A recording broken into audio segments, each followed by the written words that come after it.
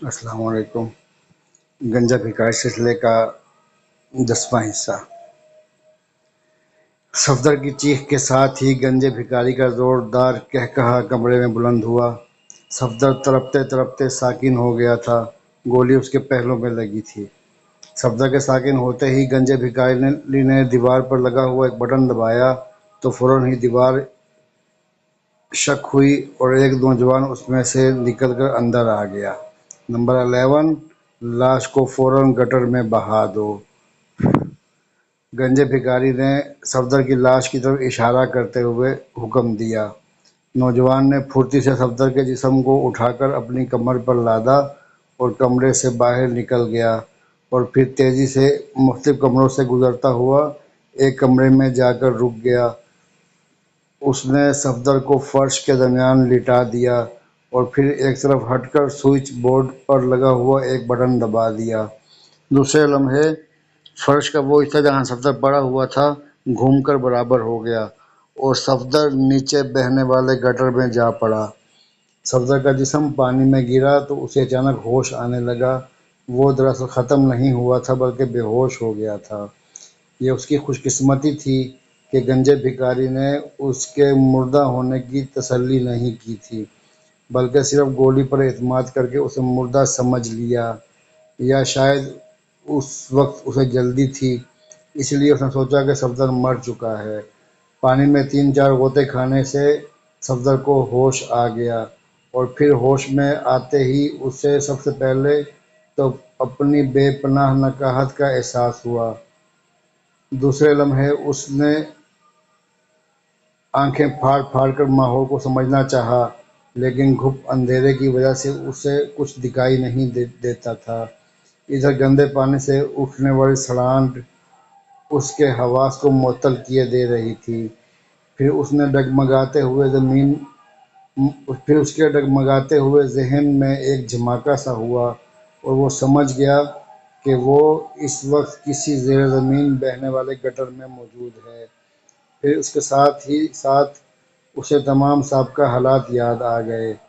اس نے تیزی سے پہلو پر ہاتھ پھیرا۔ اب چونکہ وہ گٹر میں کھڑا ہوا تھا، اس لیے پانی اس کی ناف سے نیچے بہہ رہا تھا۔ پہلو پر اسے چکناہٹ سی محسوس نہیں ہوئی۔ وہ سمجھ گیا کہ پانی میں ہونے کی وجہ سے خون نکلنا بند ہو گیا ہے، اور یہ قدرت کی بہت بڑی رحمت تھی کہ اسے مردہ سمجھ کر پانی میں ڈال دیا گیا تھا، ورنہ ہو سکتا تھا کہ زیادہ خون نکل جانے کی وجہ سے وہ بے ہوشی کے عالم میں ہی عالم بالا کی طرف سدھار جاتا۔ حالات کا احساس ہوتے ہی اس نے ہاتھ پھیلا کر گٹر کی دیوار کو پکڑنا چاہا، اور پھر تھوڑی سی جدوجہد کے بعد وہ دیوار کے قریب پہنچ جانے میں کامیاب ہو گیا۔ اس نے ایک ہاتھ ناک اور منہ پر رکھا ہوا تھا۔ اسے خطرہ تھا کہ گٹر میں موجود زہریلی گیس کہیں اس کا خاتمہ نہ کر دے۔ دوسرے ہاتھ سے وہ ٹٹول ٹٹول کر آگے بڑھ رہا تھا۔ پھر اس کی خوش قسمتی تھی کہ جلد ہی اوپر جانے والی سیڑھیوں کا ایک ڈنڈا اس کے ہاتھ میں آ گیا، اور وہ آہستہ آہستہ سیڑھیاں چڑھنے لگا۔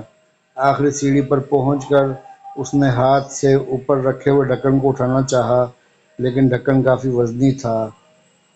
صفدر کافی سے زیادہ نکاحت محسوس کر رہا تھا، اس لیے اس نے اپنے پیر مضبوطی سے سیڑھی پر جمائے اور پھر دونوں ہاتھوں سے ڈھکن اٹھانے کی کوشش کی۔ ڈھکن ذرا سا ہلا، مگر صفدر اپنا توازن قائم نہ رکھ سکا اور سر کے بل دوبارہ پانی میں آ گرا، اور پھر ایک آدھ غوطہ کھانے کے بعد وہ دوبارہ سنبھلا اور ایک بار پھر سیڑھیاں چڑھنے لگا۔ ڈھکن کے قریب پہنچ کر اس نے سر بھی ڈھکن کے ساتھ ٹکایا، اور پھر سر کے ساتھ ساتھ دونوں ہاتھوں سے بھی ڈھکن اٹھانے کے لیے زور لگایا۔ ایک جھٹکا لگا اور پھر وزنی ڈھکن الٹ کر دوسری طرف جا گرا۔ صفدر ایک بار پھر توازن بگڑنے کی وجہ سے نیچے گرتا گرتا بچا، مگر اس نے پھرتی سے سیڑھی کے ڈنڈے کو پکڑ لیا تھا۔ تازہ ہوا اندر آنے کی وجہ سے صفدر کو اپنے جسم میں تازگی اور نئی طاقت کا احساس ہوا، اور دوسرے لمحے وہ اس ڈھکن کے سوراخ سے ہوتا ہوا باہر نکل آیا۔ زور لگانے کی وجہ سے صفدر پر نکاحت کا شدید حملہ ہوا تھا، اور اس کے ساتھ ہی اس کے پیروں سے دوبارہ خون نکلنا شروع ہو گیا تھا۔ اس لیے وہ چند لمحے تک سوراخ کے قریب لیٹا، لمبے لمبے سانس لیتا رہا۔ اس نے اپنا ایک ہاتھ اس پہلو پر رکھا ہوا تھا جہاں گولی لگی ہوئی تھی۔ چند لمحے بعد وہ گرتا پڑتا ہوا اٹھا اور آگے بڑھنے لگا۔ یہ ایک گلی تھی اور اس وقت گلی بالکل سنسان پڑی تھی۔ وہ آہستہ آہستہ گلی طے کرنے لگا۔ گلی سے نکلتے ہی وہ ایک بڑی سڑک تک پہنچ گیا۔ سڑک بھی اس وقت سنسان تھی۔ تکلیف اور نکاہت کی وجہ سے اس کے دماغ پر اندھیرے اپنا ڈیرا جمانے کی کوشش کر رہے تھے، لیکن وہ اپنی بے پناہ قوت ارادی کی وجہ سے ان اندھیروں کو بار بار جھٹک رہا تھا، کیونکہ اسے اچھی طرح معلوم تھا کہ اگر اب وہ بے ہوش ہو گیا تو پھر کبھی بھی ہوش میں نہ آ سکے گا۔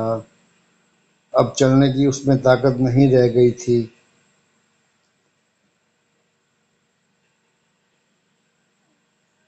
ناظرین، یہاں پر 2 صفحے مس ہیں۔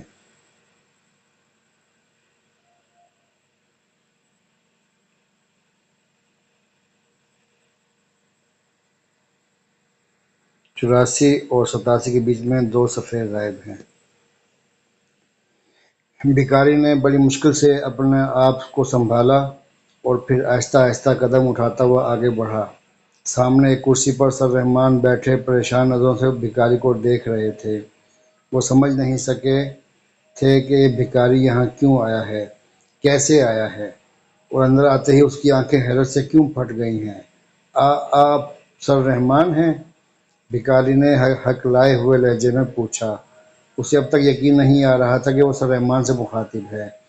سر رحمان ایک بھکاری کے منہ سے اپنا نام سن کر چونک پڑے۔ تم مجھے کیسے جانتے ہو؟ اب حیرانی کی باری سر رحمان کی تھی۔ پہلے آپ تسلیم کریں کہ در حقیقت آپ سر رحمان ہیں؟ بھکاری نے اپنے سوال پر اصرار کیا۔ ہاں، میں ہی سر رحمان ہوں، سر رحمان نے جواب دیا۔ الہی، تیرا لاکھ لاکھ شکر ہے۔ بھکاری کے منہ سے بے اختیار کلمہ شکر نکل گیا۔ سر رحمان خاموشی سے بیٹھے اسے دیکھ رہے تھے۔ لیکن آپ تو مر چکے تھے، بھکاری نے اب سامنے رکھی کرسی پر بیٹھتے ہوئے کہا۔ ہاں، دنیا کی نظروں میں مر چکا ہوں، سر رحمان نے افسردہ لہجے میں جواب دیا۔ لیکن تم کون ہو؟ سر رحمان نے اب اس سے پوچھا۔ آپ نے مجھے پہچانا نہیں؟ بھکاری کی آنکھوں میں اب شرارت عود کر آئی تھی۔ نہیں، سر رحمان نے اسے بغور دیکھتے ہوئے کہا۔ پہلے وعدہ کریں، اگر پہچان لیا آپ ماریں گے تو نہیں؟ بھکاری ایک دوسرے لہجے میں بولا۔ عمران تم؟ سر رحمان کو یوں محسوس ہوا کہ جیسے کہیں نزدیک ہی دھماکہ ہوا ہو۔ وہ عمران کی آواز پہچان گئے تھے اور پھر وہ ایک جھٹکے سے کرسی سے اٹھ کھڑے ہوئے۔ ہاں ڈیڈی، میں عمران ہوں۔ بھکاری جو دراصل عمران ہی تھا، اس نے سر جھکا کر جواب دیا۔ عمران؟ سر رحمان کی آواز عمران کو یوں اچانک سامنے دیکھ کر گلوگیر ہو گئی اور انہوں نے بے اختیار ہو کر بازو کھول دیے۔ عمران کی اپنی حالت بھی پتلی ہو رہی تھی۔ اسے یوں محسوس ہو رہا تھا کہ جیسے وہ اپنے باپ سے ایک طویل مدت کے بعد مل رہا ہو۔ عمران ایک جھٹکے سے آگے بڑھا اور باپ کے سینے سے لگ گیا۔ سر رحمان بڑی محبت سے اپنے بیٹے کی پشت پر ہاتھ پھیرنے لگے۔ ان کے پدرانہ جذبات ان کی آنکھوں کے راستے سے امڑنے کے لیے بےتاب تھے، لیکن وہ ضبط کر گئے۔ شاید یہ ان دونوں کی زندگی میں پہلا موقع تھا کہ دونوں باپ بیٹا یوں بغل گیر ہوئے ہوں، ورنہ کہاں سر رحمان اور کہاں یہ لاڈ پیار۔ بس وقت اور موقع کی بات تھی۔ جب امڑتے ہوئے جذبات کو تسکین مل گئی تو وہ علیحدہ ہو گئے۔ اب سر رحمان کی نظر عمران کے حلیے پر تھی۔ یہ تم نے کیا حالت بنا رکھی ہے؟ کچھ تو باپ کے وقار کا بھی خیال رکھا کرو۔ سر رحمان کے لہجے میں پرانی سختی عود کر آئی۔ کیا کروں ڈیڈی، جیب بالکل خالی تھی، میں نے سوچا چلو اسی طرح کچھ جیب خرچ اکٹھا کر لوں۔ عمران بھی اب پرانے موڈ میں آ گیا۔ اس سے پہلے کہ سر رحمان کو جواب دیتے، ایک دم دروازہ کھلا اور مارٹن اور ایک نقاب پوش اندر داخل ہوئے۔ مارٹن کے ہاتھ میں بدستور مشین گن تھی۔ دونوں باپ بیٹا ان کے یوں اچانک اندر داخل ہونے پر چونک پڑے۔ ہوں، تو باپ بیٹے کا ملاپ ہو رہا ہے، نقاب پوش نے تمسخر سے بھرپور لہجے میں کہا۔ عمران ایک بار پھر چونک پڑا۔ حیران کیوں ہو گئے آپ دونوں؟ میں آپ دونوں کی ملاقات کو اپنی آنکھوں سے دیکھ چکا ہوں، نقاب پوش نے کہا۔ عمران جھلا گیا، کیونکہ اس نے جذبات میں آ کر یہ خیال بھی نہیں رکھا کہ وہ دشمن کے نرغے میں ہیں، اور وہ ابھی اپنی شخصیت کا اظہار کرنا نہیں چاہتا تھا۔ ہاں تو رحمان صاحب، دیکھیے کس طرح عمران جال میں آ پھنسا، نقاب پوش نے سر رحمان کو مخاطب کرتے ہوئے کہا۔ ہوں، سر رحمان نے صرف ہوں پر ہی اکتفا کیا۔ مارٹن، عمران صاحب کو شوٹ کر دو، میں دشمن کو زیادہ دیر زندہ رکھنے کا عادی نہیں ہوں، مارٹن نے کہا اور نقاب پوش نے مارٹن کو حکم دیتے ہوئے کہا، اور مارٹن نے مشین گن کا رخ عمران کی طرف کر دیا۔ مارٹن کی انگلی نے ٹریگر پر ابھی حرکت نہیں کی تھی کہ عمران اڑتا ہوا اس پر آ گرا۔ عمران نے یہ حملہ یوں اچانک اور اتنی پھرتی سے کیا تھا کہ مارٹن سنبھل نہ سکا۔ مشین گن اس کے ہاتھ سے نکل کر ایک طرف جا گری اور وہ عمران سمیت فرش پر آ گرا۔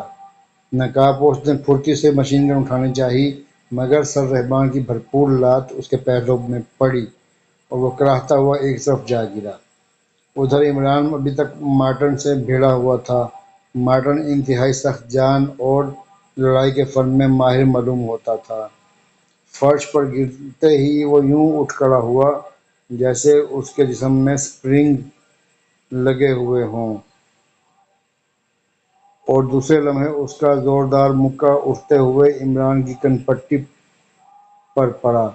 مکہ واقعی بہت زوردار تھا۔ عمران کا دماغ ایک لمحے کے لیے سن ہو گیا اور لڑکھڑا کر ایک طرف جا گرا۔ پھر مارٹن نے عمران کے سینے پر لات مارنی چاہی، مگر اب عمران کے سر پر خون سوار ہو گیا تھا۔ وہ پھرتی سے پہلو بچا گیا اور مارٹن اپنے ہی زور پر لڑکھڑا گیا۔ دوسرے لمحے عمران تیزی سے اٹھا اور اٹھتے ہی مارٹن پر جھپٹ پڑا۔ اس نے مارٹن کو یوں اپنے دونوں ہاتھوں پر اٹھا لیا جیسے بچہ کسی کھلونے کو اٹھاتا ہے۔ ایک بار اس نے تیزی سے اسے سر پر گھمایا، پھر زور سے دیوار پر دے مارا۔ مارٹن کے منہ سے ایک باریک چیخ نکلی، اس کے سر سے خون بہنے لگا، لیکن نہ جانے اس میں کتنی قوت برداشت تھی کہ اتنی زبردست چوٹ لگنے کے باوجود وہ پھرتی سے اٹھا اور ایک بار پھر عمران کے مقابل آ گیا۔ ادھر سر رحمان اور نقاب پوش کے درمیان جنگ جاری تھی۔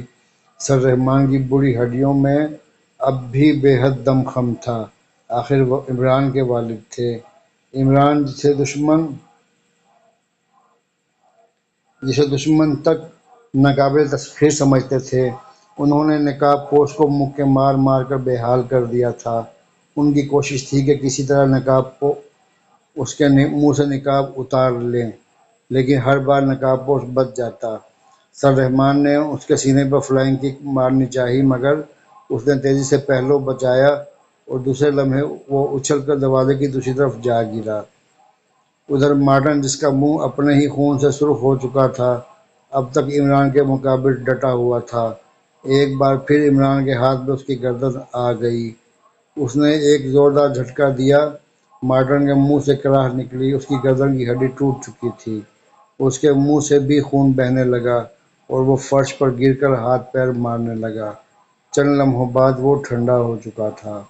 مارٹن کے ٹھنڈے ہوتے ہی عمران نے جھپٹ کر مشین گن اٹھائی اور پھر سر رحمان کا ہاتھ پکڑ کر انہیں تقریباً گھسیٹتا ہوا باہر نکل آیا۔ دوسرے کمرے کا دروازہ باہر سے بند تھا۔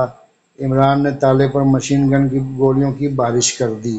دروازہ کھل گیا، دونوں لپک کر باہر نکل آئے، لیکن باہر آتے ہی ان پر گولیوں کی بوچھاڑ ہو گئی۔ پھر دونوں پھرتی سے زمین پر لیٹ گئے۔ ایک گولی سر رحمان کے بازو کو چھوتی ہوئی گزر گئی۔ دوسرے لمحے عمران نے مشین گن کا دھانا کھول دیا۔ اس نے ایک شخص کو سیڑھیوں کی اوٹ میں چھپے ہوئے دیکھ لیا تھا۔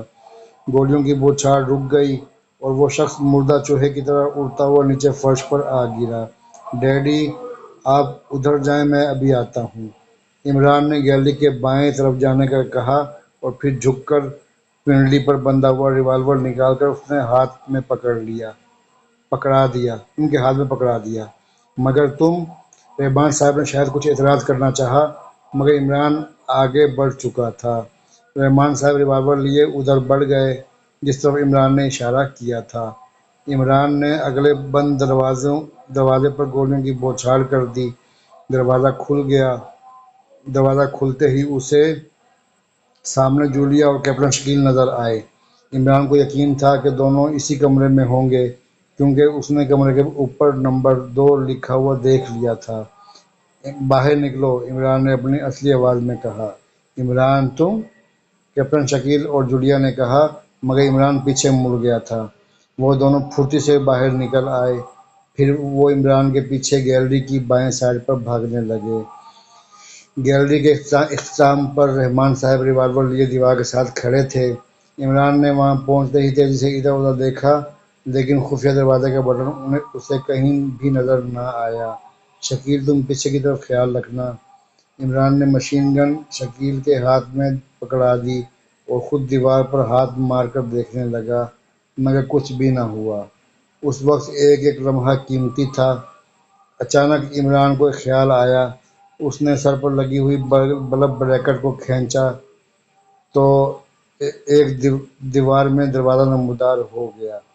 وہ چاروں جھپٹ کر باہر نکلے۔ اب وہ اسی کمرے میں تھے جہاں ٹوٹی ہوئی چارپائیاں اور گندے بسترے پڑے ہوئے تھے۔ اسی وقت ان کے پاؤں کے نیچے زمین زور زور سے ہلنے لگی۔ باہر نکلو، عمران زور سے چیخا، لیکن اس سے پہلے کہ وہ دروازہ کھول کر باہر نکلتے، ایک سماعت شکن دھماکہ ہوا اور کچے کمرے کا ملبہ ان پر آ گرا۔ وہ چاروں اس ملبے کے نیچے دب گئے۔ جولیا کے منہ سے زوردار چیخ نکلی تھی۔ مکان منہدم ہو چکا تھا۔ ہر طرف گرد و غبار چھا گیا تھا۔ جاری ہے ابھی۔